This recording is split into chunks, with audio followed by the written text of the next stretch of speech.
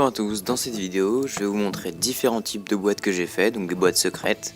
Alors je vais commencer par cet iPod. Donc on a l'impression que c'est un iPod tout à fait normal.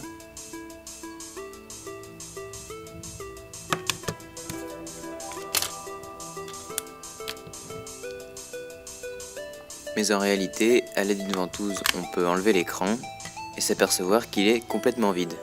J'ai remplacé le LCD par une feuille de papier. Alors le noir n'est pas parfait, mais c'est pas très grave.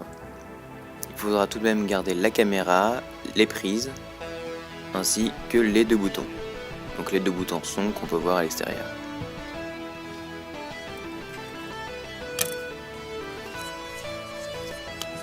C'est idéal pour cacher de l'argent, donc comme des billets.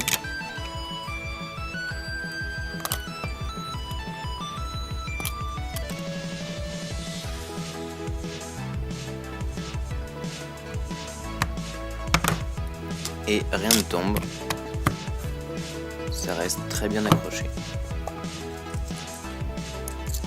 On peut également y mettre des pièces, parce qu'on a un assez grand espace.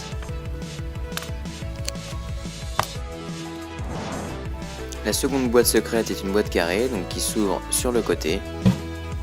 La clenche se pousse et on peut ouvrir la boîte. Alors il y a deux vis sur le couvercle qui rentrent dans les deux orifices situés sur la clenche. Ainsi, quand on fait bouger la clenche, on ferme ou on ouvre successivement.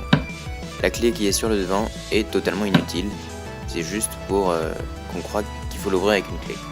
J'ai rajouté un petit double fond, vous pouvez le faire en bois, il sera quand même plus réaliste et on le verra moins.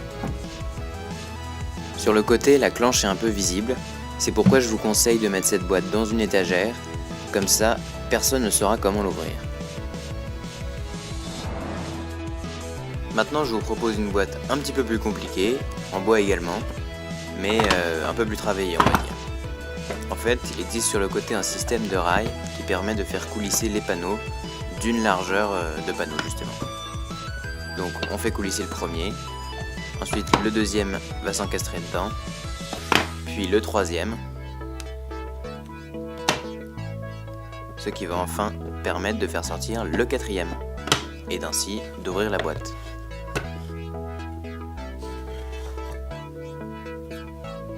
Donc dans cette boîte, bien sûr, j'ai mis une seconde boîte en bois.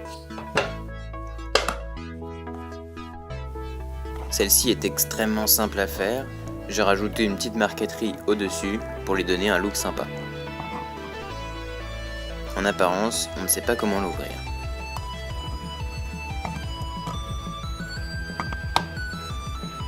C'est encore un système de clenche, mais cette fois-ci un petit peu différent. En l'ouvrant, on remarque des trous en L qui sont en face de petits picots. Donc les petits picots sont là et les deux trous de l'autre côté. Et ils font partie intégrante de la clenche. Ainsi, lorsqu'on fait bouger, on bloque ou on débloque tour à tour les deux petits plots qui sont en face. Quand la clenche est poussée, la boîte ne peut pas s'ouvrir autrement que si on trouve justement cette clenche.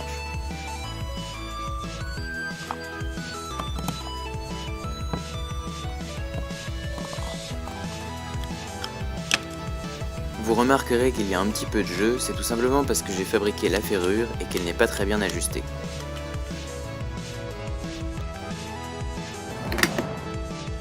La dernière boîte est sans doute ma préférée. J'ai récupéré les composants d'un ordinateur et je me suis dit que c'était trop bête de jeter la caisse. Surtout qu'elle a un système de verrouillage assez sympa.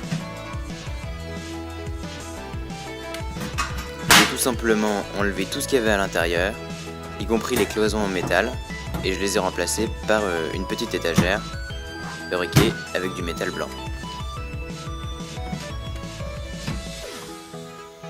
Donc ça s'ouvre très facilement. Et on a du mal à croire que ça pourrait être une boîte. Sur tous les côtés, j'ai bien sûr rajouté les façades des composants pour qu'on croie qu'ils sont encore à leur place.